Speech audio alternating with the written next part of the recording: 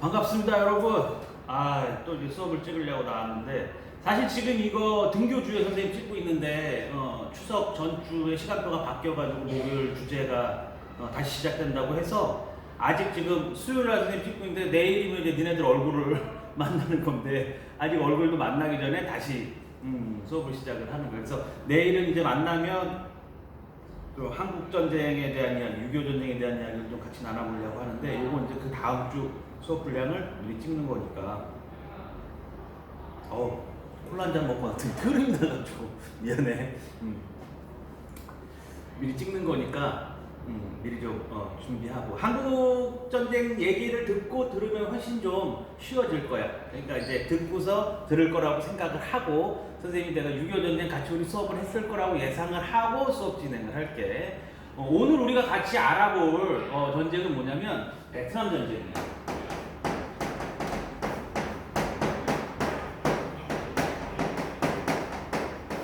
베트남 전쟁, 또는 우리나라에서는 이 베트남을 예전에 월남이라고 많이 불렀었거든.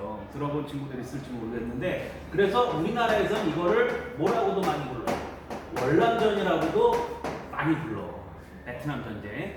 이 베트남 전쟁은 기본적으로 1960년에 시작이 돼서 1975년도에 끝난, 약 한 15년 가까이 이루어졌던, 꽤 길지, 15년 가까이 진행됐던 전쟁이고, 실제로 베트남의 통일 전쟁이고 베트남 민족의 내전 성격도 좀 강한 그 전쟁이었어 원래는. 그러면 지금 시점에 왜 선생님이 베트남 전쟁에 대한 이야기를 하냐면, 이 베트남 전쟁이 세계사적으로도 영향을 많이 주었지만 우리 민족에게, 우리 현대 사회에도 엄청나게 큰 영향을 미친 전쟁이기 때문에 한 번쯤은, 우리 목표가 그거지, 한 번쯤은 알아둘 만한, 어디 가서 아는 척 할 만한 그런 전쟁 이야기를 하는 거잖아. 그래서 한 번쯤은 알아둘 만한 전쟁이지 않을까 싶어가지고 베트남 전쟁에 대한 이야기를 오늘 좀 같이 해보려고 하는 거야. 오케이? 베트남 전쟁 얘기를, 베트남 요즘에 좀 많이 그래도 익숙하지. 요즘에 뭐 동남아에 지금 뭐 코로나 때문에 못 가고 있지만, 사실 최근 들어서 동남아 여행지 중에 가장 이제 좀 뭐 각광받던 여행지가 베트남이었잖아. 많이 우리나라 뭐 세계 여행객, 뭐 우리나라에서 해외여행 나가는 2순위 국가가 베트남이었다고 그러더라고, 이 코로나 전에. 그 정도로 우리가 되게 가깝게 느끼고 있는데, 사실 그렇게 뭐 자주 가고 뭐 베트남 쌀국수 이런 건 유명하지만, 실제 베트남이라는 나라가 어떤 나라고 우리하고 어떤 관계가 있었는지 잘 모르는 친구들이 많더라고. 실제로 그런 부분들에 대해서 인식하지 못하고 있는 것들에 대해서 좀 한번 생각해보는 시간을 가져보려고 수업 진행을 하는 거야. 기본적으로 베트남은 공산국가야. 중국하고 비슷해. 공산당이 장악을 한 일당 독재의 공산국가고, 중국하고 비슷하게 공산국가였던 베트남이 경제는 자유화를 하면서 정치적으로는 사회주의 정당이 지배하는 공산국가고, 경제적으로 자유주의 사상을 받아들여가지고 이제 자본주의 체제를 끌어들이고 있는 그런 국가예요, 베트남이라는 나라가. 근데 그걸 완성했던 전쟁이 베트남 전쟁이라고 할 수 있는 거죠. 오케이? 전쟁의 개요는 이렇게 가는, 기본적인 전쟁 얘기를 먼저 좀 할게. 이 베트남이 원래는 예전에 우리가 일본의 1, 2차 세계대전 때 그 얘기 했었잖아. 식민지 대전 뭐 그 얘기 했었잖아. 베트남은 원래는 어디 식민지였냐면 프랑스 식민지였어. 기 바랍니다. 손은 모두 씻으셨나요? 수업 중에도 마스크를 꼭 착용하여 주시기 바랍니다. 즐거운 수업 시간 되세요. 베트남은 원래 프랑스 식민지였는데, 1차 세계대전 이후에 프랑스는 승전국이니까 식민지를 풀어주지 않고, 또 2차 세계대전이 일어나고 난 다음에 이제 민주주의가 확산이 되면서 전 세계에 있는 거의 모든 식민지를 독립시켜주는 그런 분위기였단 말이야. 그것도 사실은 이렇게 막 기분 좋게 독립시켜줬던 건 아니야. 이 식민지를 당하고 있는 국가와 민족들이 이제 벗어나기 위해서 많은 노력을 했었는데, 베트남 역시도 마찬가지였던 거지. 그래서 베트남이 프랑스의 식민지로부터 벗어나기 위해서 2차 세계대전이 끝나자마자 이제 독립전쟁을 일으키고 막 프랑스로부터 벗어나려고 막 했었어. 그럴 때는 이제 베트남 민족이 뭉쳐서 싸우고 있었는데, 이 베트남도 마찬가지로 우리나라 6.25 때 이제 남과 북 상황하고 비슷한데, 베트남도 베트남은 크게 나눠가지고, 북쪽에는 사회주의, 그러니까 공산주의 세력이 들어와서 공산주의 세력이 장악을 하고 있었고, 남쪽에서는 자유주의 세력이 장악을 하고 있었단 말이야. 근데 이게 프랑스의 세력으로부터 벗어나려고 할 때 적극적으로 활동을 했던 게 어디냐면 북쪽에 있었던 공산주의 세력이었단 말이야. 그래서 이걸 1차 이제 인도 차이나 전쟁 뭐 이렇게 부르는데 알 필요는 없고 어쨌든 이런 과정 속에서 이 전쟁이 길어지니까 프랑스 입장에서는 여기에만 신경 쓸 여력이 없어서 얘네들한테 웬만한 요구 조건을 다 들어주고 북쪽 베트남은 공산주의 정권이 장악을 하고 남쪽 베트남은 프랑스의 지원을 받는 세력이 장악을 하기로 하고 이제 나눠져 있었던 거 전쟁을 안 하기로. 근데 이 약속을 깨고 북쪽에 있는 공산 베트남이 남쪽에 있는 그 베트남을 장악하기 위해서 이제 일으켰던 전쟁이 2차 베트남 전쟁이라고 볼 수가 있단 말이에요. 근데 그 과정 속에서 프랑스는 이거를 막아낼 능력이 안 되니까 프랑스는 빠지게 되고 이때 당시에 1960년대에서 70년대에 전 세계적으로 공산주의와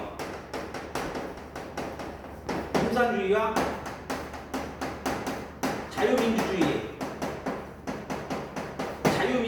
이제 주도권 싸움이 엄청나게 전 세계에서 막 심하게 벌어지고 있었던 거지.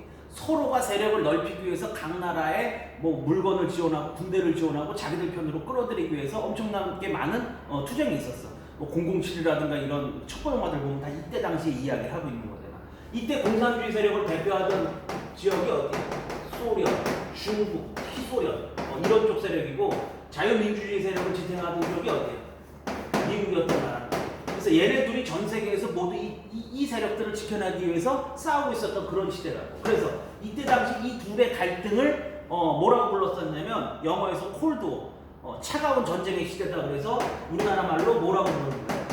냉전 시대라고 부르는 거야. 냉전 시대라고 이때 당시를. 이 냉전 시대 때 공산주의와 자유주의가 어떻게 보면 군사적으로 빵 하고 부딪혀서 터지게 된 곳이 어디라고 볼 수 있는 거야? 베트남이라고 볼 수가 있는 거지. 그래서 베트남 전쟁을 북쪽의 공산주의 세력이 남쪽 베트남을 차지하기 위해서 쳐들어오니까 미국이 여기에 시비거리를 남쪽의 베트남까지 공산화가 되면 아시아에서 잡은 그 자유주의를 지키기가 어렵다고 본 거지, 미국 입장에서. 그래서 미국이 여기에 이제 개입할 명분을 만들어가지고 이제 통킹만 사건이라고 하는데, 사건이라는 걸 조작인지 모르겠어요. 이건 선생님이 말하기가 상당히 좀 어려운데, 어쨌든 미국이 공격받았다는 걸 빌미로 해서 미국이 남쪽 베트남에 미군을 파견을 해가지고 북쪽의 공산 베트남하고의 전쟁을 프랑스를 대신해서 수행하기 시작한단 말이에요. 이걸 우리가 통칭 뭐라고 부르는 거야? 베트남 전쟁이라고 부르는 거야. 이해됐니? 이게 기본 이제 골격이야. 그러면 선생님이 잠깐 지도를 보면서 이야기를 해줄게. 잠깐만. 자, 셀프 줌. 이게 세계 지도잖아, 그지? 세계 지도 이렇게 보면 지금 우리나라가 여기쯤 되지. 여기고 이게 중국이고, 그지? 세계 지도 좀 위치를 좀 알고 있으면 좋아. 여기가 중국, 여기가 미국, 그지? 여기가 유럽, 뭐 이렇게 된 건데, 베트남이 있는 곳이 어디냐면 여기야, 여기. 여기를 중국하고 인도 사이에 있다 그래서 뭐라고 불러냐면 우리말로 인도 차이나 반도라고 불러. 여기에 이렇게 있는 지역을. 그래서 여기 인도 차이나 반도에 세 나라가 있지. 베트남, 라오스, 캄보디아 이렇게 세 나라가 있었던 거야. 오케이? 그 중에서도 여기 끝에 해안가 끝쪽에 있는 길쭉한 이 나라가 뭐다? 베트남이다. 그렇게 볼 수 있는 거지. 자, 그럼 베트남 지도를 조금 확대해서 한번 보고 이야기를 한번 해보자.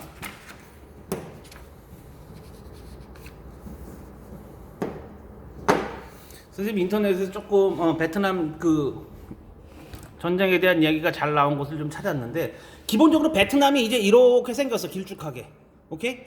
이런 상황에서 아까 얘기했던 것처럼 이 45년부터 베트남 민주공화국을 수립하고 어디로부터 벗어나기 위한, 프랑스로부터 벗어나기 위한 이제 독립전쟁을 벌이고 있었는데, 이때 당시에 북쪽 베트남은 누가 장악을 하고 있고 공산주의 세력이 장악을 하고 있고, 남쪽 베트남은 프랑스의 지원을 받는 자유 베트남이 장악을 하고 있었어. 그런데 이 전쟁이 계속 길어지니까 몇 년도에 54년도에 제네바에서 협정을 맺고, 휴전협정을 맺고, 이 북위 17, 우리 38선이랑 비슷하지 느낌이, 북위 17선을 기준으로 해서 북베트남과 남베트남을 나누고 각자 알아서 국가를 만들기로 했단 말이야. 그래서 북쪽 베트남은 누가 장악을 하고, 북쪽 베트남은 이제 공산주의 세력이 장악을 하고, 남쪽 베트남은 자유주의 세력이 장악을 한 다음에 알아서 각자 살아가기로 했어. 이게 휴전협정의 핵심이었단 말이야. 그런데 1960년에 이 제네바 협정을 깨고 어디가? 북쪽 베트남이 남쪽 베트남에 있는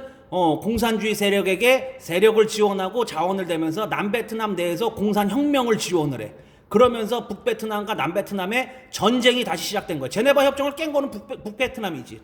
그치? 이 공산주의 세력이 깬 거지. 깨고서 이제 전쟁이 시작된 거란 말이야. 그래서 아까 얘기했던 것처럼 이 베트남이 공산화가 되면 중국에서 인도로 이어지는 이 지역이 모두 다 공산화가 될 거를 우려한 미국이 신 빠진 프랑스를 대신해서 베트남의 자유주의 세력을 지원하기 위해서 미군이 참전을 하게 돼.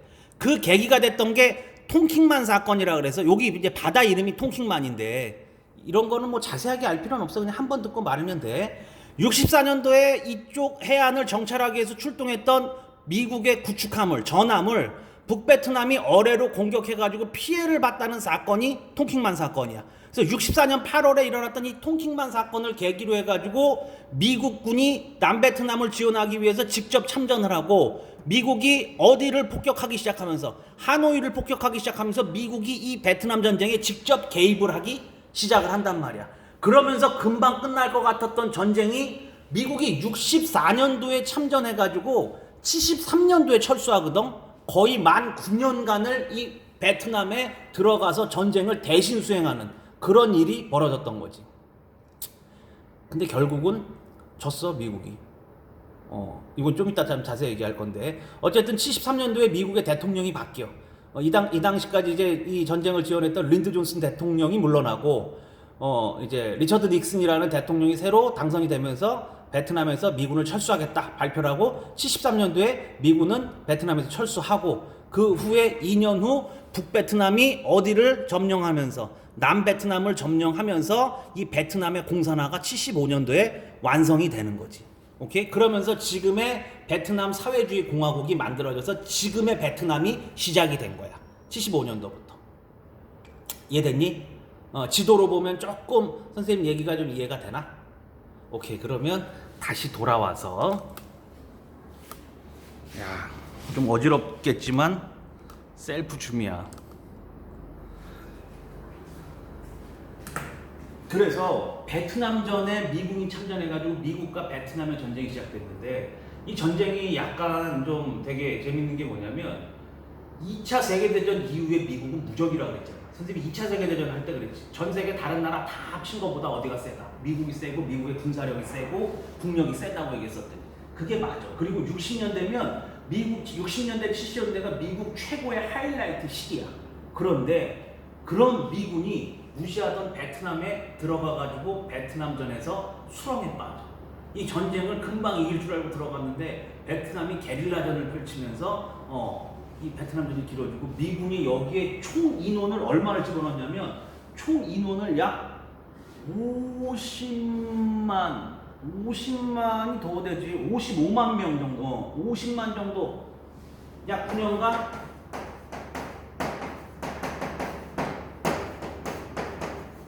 미국이 50만 명을 파병을 했었고 폭탄을 베트남에 100만 톤을 썼대. 100만 톤. 100만 톤이면 어느 정도냐면 이 재래식 폭탄으로 100만 톤이면 이 100만 톤의 파괴력은 핵폭탄 한 개의 위력하고 맞먹는 거예요. 그러니까 어떠한 전쟁에도 단일 전쟁에서 단일 지역에 100만 톤을 써본 적이 없어. 근데 미국이 베트남 들어가서 9년을 쏟아붓는 거예요.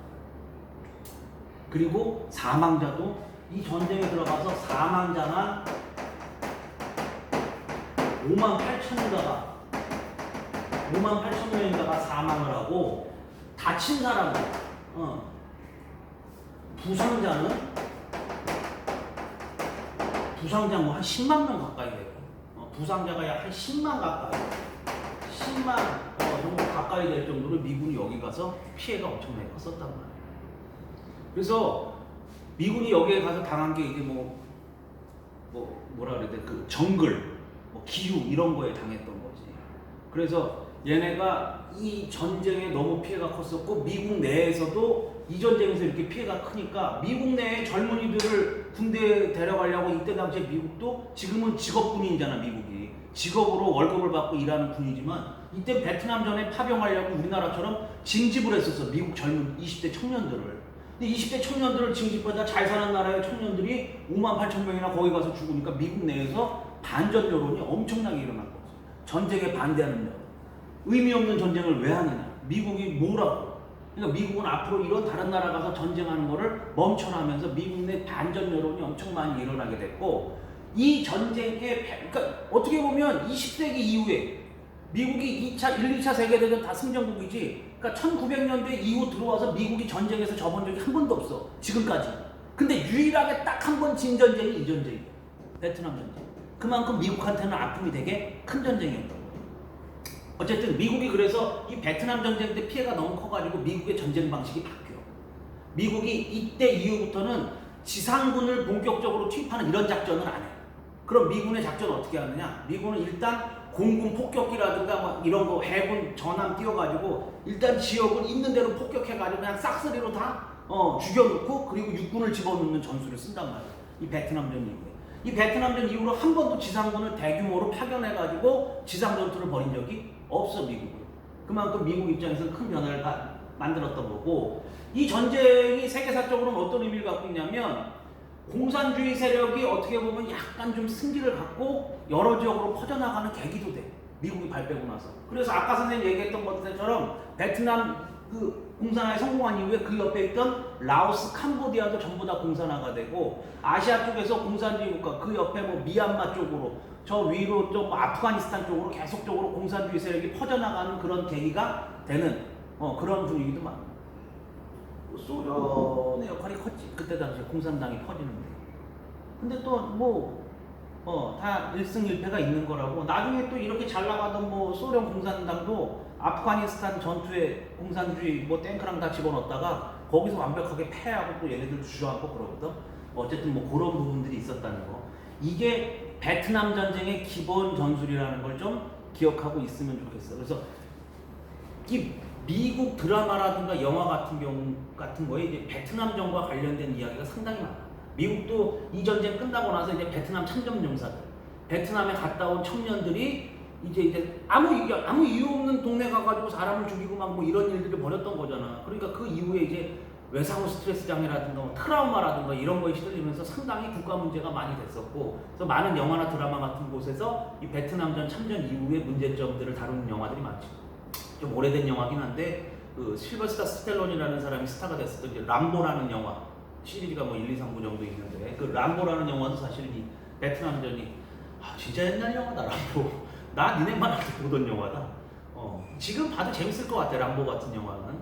그 베트남전에 이제 뭐 미국이 얼마나 피해를 많이 받는지 뭐 보여주는 이제 그런 식의 영화들도 많이 하여튼 참 나오게 되고 미국이 어떻게 보면 한번 반성하게 되는 우리는 누구 여긴 어디 뭐 요즘 말로는 그런 거지 뭐 그렇게 해서 우리가 이 전 세계 경찰 역할을 계속 해야 되나 우리가 개입을 어디까지 해야 되나 뭐 이런 거에 대해서 고민하게 되는 계기가 베트남 전쟁이 됐었다라는 거를 좀 알고 있으면 되겠지. 그래서 선생님이 이렇게 베트남 전쟁의 기본에 대해서 얘기를 한 건 이런 이제 세계사적 의미도 있지만 이 베트남전을 우리가 알아야 되는 이유가 뭐냐면 우리가 이 베트남 전쟁에 미국의 요청으로 참전을 했었어.